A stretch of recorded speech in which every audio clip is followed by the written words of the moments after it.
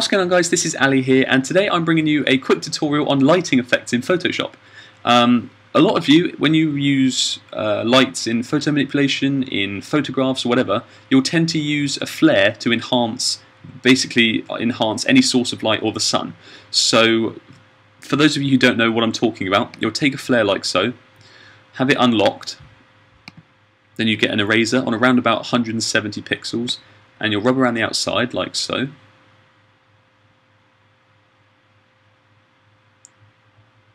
And then, I'm just doing this very rough, and then you'll drag it onto your original piece, plonk it on, and then on blending modes, come down to linear dodge add, and you'll use that as the sun. And in some cases this can look really good. It can fit the piece really well and it lights up the scene very nicely.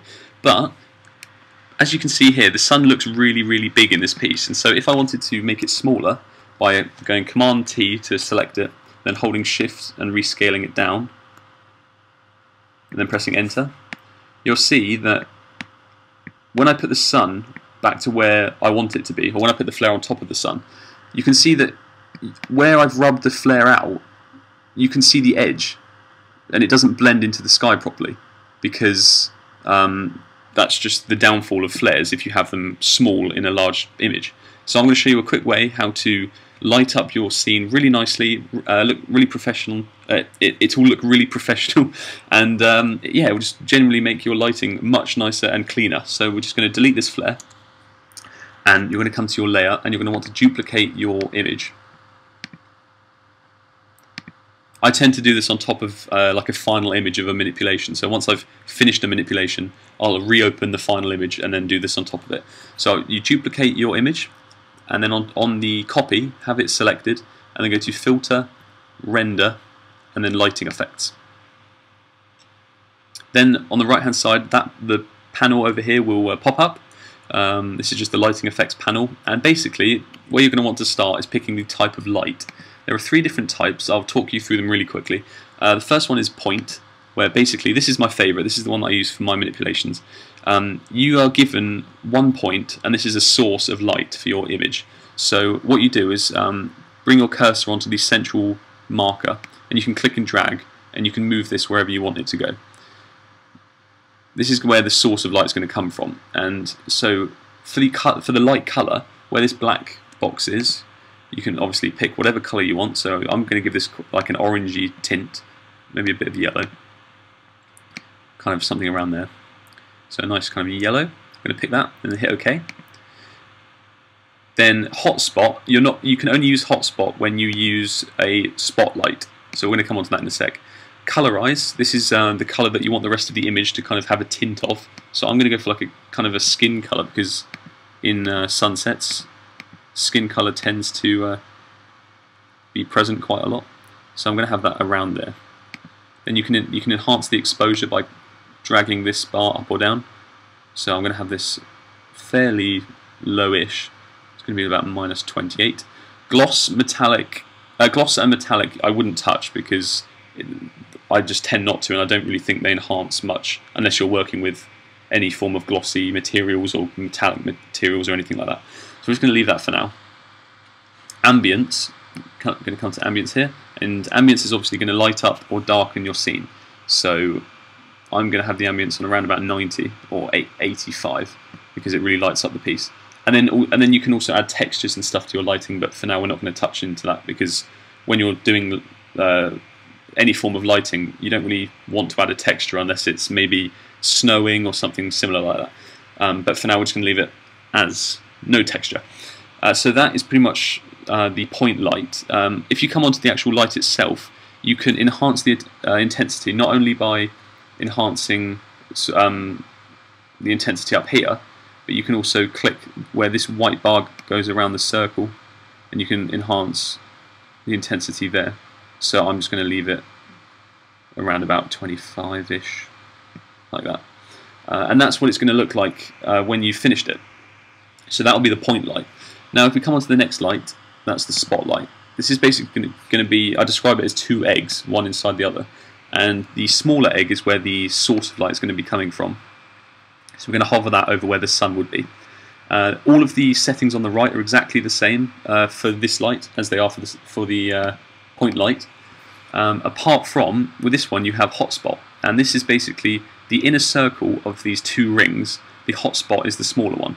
So if you enhance the hotspot, it's going to increase the the smaller circle and make it larger. And you can shrink it obviously by moving it down. So we're going to have it around about there. And basically, I tend not to use this for manipulations because I don't think that it blends into the sky very well. But what you can do is you click on these scale length markers, and you can pretty much enhance this light to whatever shape you want. If you wanted it like a radial shape, if you want it like a really squished, like elongated shape, you can have it like that. So I mean, I suppose I'd have it like this. But the only thing is, with this kind of light, you then have to up the ambience quite a lot to make the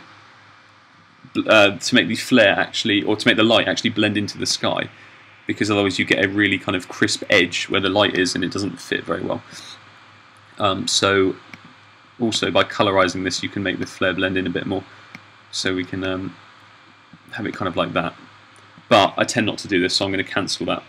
And that's basically how to work with the spotlight. And then you also have this last light, which I never really use. It's the infinite light. And basically with this, you leave all the settings exactly the same to keep the colours and stuff the same. And if you you click and drag on this ball here that sticks out of this kind of 3D marker. When you drag it down and have the face down, it brings the lighting down. And then if you have the face completely towards you, it has the lighting kind of at its maximum. Then you drag it upwards, and again brings the lighting down. So I suppose you can really control the kind of exposure with that. You can enhance the intensity again by clicking around and dragging this. But again, I'm going to leave it on around about 25. So I'm actually going to not use infinite or point light. No, infinite or spotlight. I'm going to use the point light. Sorry for that. So, like I said earlier, you move the central spot into where the sun is in your piece, so that's going to be there. Then, with the settings, I've pretty much set them up exactly how I want them. No texture, ambience, I'm going to actually have on around about 80. Metallic, leave it on 0. Gloss, leave it on 0. Colorize, I'd recommend a kind of a pale skin tone. Hotspot you can't use because that's not for the point light. And then color, I'm going to have it on this kind of 24 intensity yellow. So I really think that's starting to look nice. So now what you do is you either press enter or OK up here. So I'll just hit OK. And then it will have your final image. And so you have your final image, which is this one here, this top layer that you've just worked on. And then underneath you have the original one. So you can see the difference. In the original there's a lot more blues. It looks a little bit less sort of warm. And when you turn the copy on, you can see that it's much warmer. It has a much nicer feel to it. It has a really nice kind of glowy tinge to it of orange that's just really nice. And also the benefit of doing this on top of a duplicated layer is that you can then rub bits out of this to enhance shadowing. So, for example, these buildings on this side would not be this color orange. So you want to come to your brush, or your eraser, sorry, and bring it down to around about 100 pixels. And I'm just going to do this to show you quickly. You're then going to make sure you have your layer 1 copy selected, and you're going to rub out the orange on this side of the buildings. So you can do that. This is very rough. Like, I would spend much more time doing this normally, but I'm just showing you how to do it. Off there. Then as you kind of get closer to the edges of the building, start to don't rub out the whole building, because the light would kind of peer around corners of buildings like you can see here. So you'd rub down this side here, but leave the kind of orange blurring into the dark bit of the building, because that's kind of, well, that's how light works. It kind of peers around things. So you can erase the light wherever you want to make bits darker, so it adds a nice bit of contrast. And for now, that's pretty much it. That's basically the basics of lighting effects in Photoshop. I hope you've enjoyed it and you've learned something from this. I think that using lighting effects should be compulsory in photo manipulation, because it's such a much more natural way of producing light in pieces. Flares, I think, are quite tacky at the moment. So unless you can get them to fit perfectly, in which case that's fine. But for now, that's been Lighting Effect Tutorial 101. I'm going to head off now, so thanks for listening. Be sure to like, comment and subscribe if you did enjoy the video. Please leave some comments on other tutorials that you'd like me to do, and yeah, just like the video. If this video hits 200 likes, I'll be doing a tutorial series where I do a tutorial pretty much every week, so that should be good. So yeah, get liking, and I will speak to you later.